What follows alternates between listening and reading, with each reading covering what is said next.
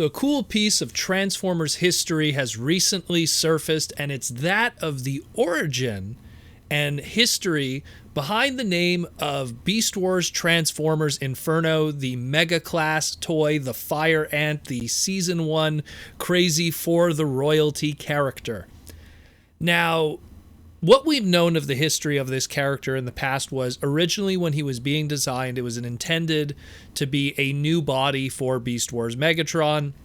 They kind of did a little bit of a nod and a wink to the audience when that ultimately didn't happen in the end. There's a scene in the show where Megatron and Inferno trade heads and they have each other's heads on their bodies, and it would have been like a what if Megatron did get that Fire Ant upgrade body. But we ultimately, in the end, got the character that we know today, and that was that. Obviously, the following year after that, we would get a Transmetal toy called Scavenger, which turned into pretty much what would have been a Fire Ant Transmetal version of Inferno if that would have happened. And of course, when this Transmetal Scavenger toy was released in Japan, they called it Metals Inferno, and they just got rid of the tampograph that said Scavenger on it. For people that aren't familiar with it, Transmetals in America, on their chrome area, had the name of the character written on it, so it could be, Cheetor, Rat Trap, whatever. When those were brought over to Japan, instead of it saying Cheetor or Rat Trap or whoever's name, because of also the names being translated differently in Japan, whether it be Cheetahs or Rattle, they just said Cybertron or Destron. In the case of this Transmetal Scavenger, when it was brought over there, they got rid of the Scavenger part written on it and didn't put anything at all, not even Inferno, not even Destron, which people found interesting, but it is called Transmetals or Metals Inferno. So in that micro continuity of the Japanese universe, that is Inferno's Transmetal body. But it gets even deeper than that. So a individual by the name of Martin Lund from the Vault TF showcase found some brand new, I guess we'll call it images and a whole bunch of stuff from the Beast Wars design binder, which is a gorgeous binder if you ever saw it. It was pretty much a master Bible binder used for the company of Kenner at the time to show to other distributors and licensors that wanted to do stuff with the property, whether it be making board games with Milton Bradley or whatever, just to show all the control art and characters and stuff like that. And inside this design Bible was a very interesting, I guess we could call it, production piece of Transformers history for Inferno. It seems that at some point before we got the final product that we know today, Inferno's original box had a sticker put over the original name, which says Inferno Today. Under that sticker, we didn't know what it was, but when you turned the box the other way and read his bio, his name was Scavenger.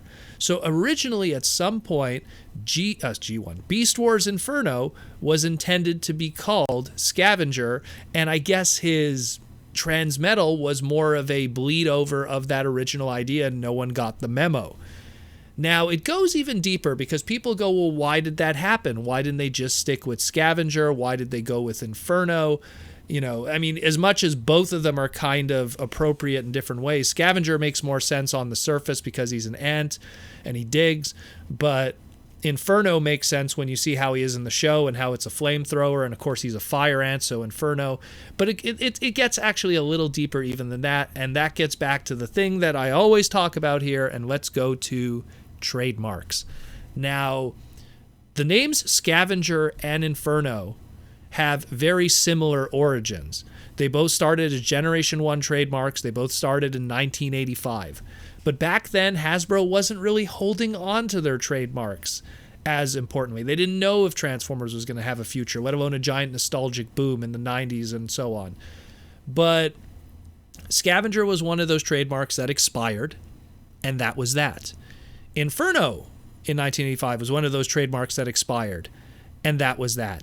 And then when Action Masters came around, they didn't have to re-trademark Scavenger because those Constructicons were just going to be part of Devastator, and Devastator was going to have his own Action Master, so they just kept the Devastator Action Master. So they did that trademark instead.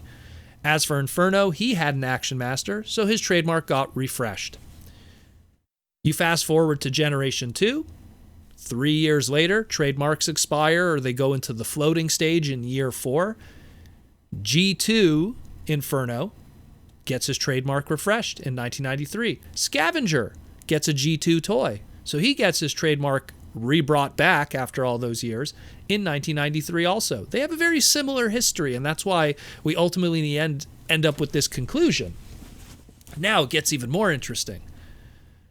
In between Generation 2 and Generation 1, Inferno almost lost his trademark, but it was actually saved because Hasbro had another toy line at the same time that carried the Inferno name, and that was a toy line called Cops. Remember, fighting crime in a future time. It was like a 5 to 6 inch G.I. Joe line, if you will, with police officers from the future. And there was a character in Series 2, 1989, called Inferno. So if you look at the numbers, it all matches up for the refreshing of the trademark for on the Inferno side. With getting back to G2, 1993 Scavenger, 1993 Inferno, everything's good. Then we go forward and we get to 1997, their next refresh of their trademark.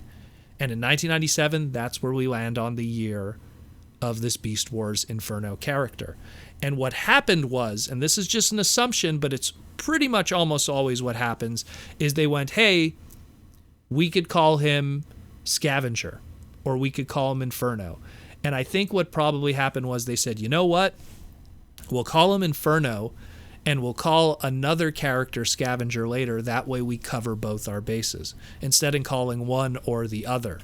And of course, we ultimately see what happened with the Scavenger name. It was used for that Transmetal toy. And then, of course, it would go on to be, again, it was used in 97 for the Transmetal toy. And then 3 years pass and they refresh it and it ends up being a Viacon in Beast Machines, one of those basic class ones. It was like a construction kind of vehicle, Viacon kind of thing, the basic class. And then, of course, it would be the Autobot character in Armada, and it would go on and on and on. And that trademark would be safe forever when Transformers and Hasbro really stayed on top of that kind of stuff. As it partakes to Inferno, it's kind of the same story also. You get the Fire Ant character, and that's kept fresh. And then, of course, in Armada, we had the Minicon Thrust character. Thrust's Minicon was named Inferno. And then, of course, in Energon, we had a deluxe Autobot character named Inferno, and then they kept the name alive from that point. So that's the primary reason, I think, why there was that separation and why the character ultimately in the end was not called Scavenger, in just the fact that they wanted to spread the names across multiple multiple characters to kind of start to keep all of those. Beast Wars, especially when you get into like Series 2 and Series 3 of the toys, you start to really see Hasbro going, oh wait, we got something here. Hey Kenner, we're going to take this back, we're going to merge together, and we're going to really make something amazing with this Transformers brand and move forward with it. And the rest was history after that point. And we have the Inferno that we have today. We have the Scavenger that we have today. And hopefully that doesn't confuse people too much, but at least it gives confirmation that at one point the Fire Ant Beast Wars character was going to be called Inferno. And somewhere out there is a mock-up of the original Beast Wars Inferno box with a sticker on it that says Inferno, but when you peel that sticker back, it says Scavenger. Interesting piece of history.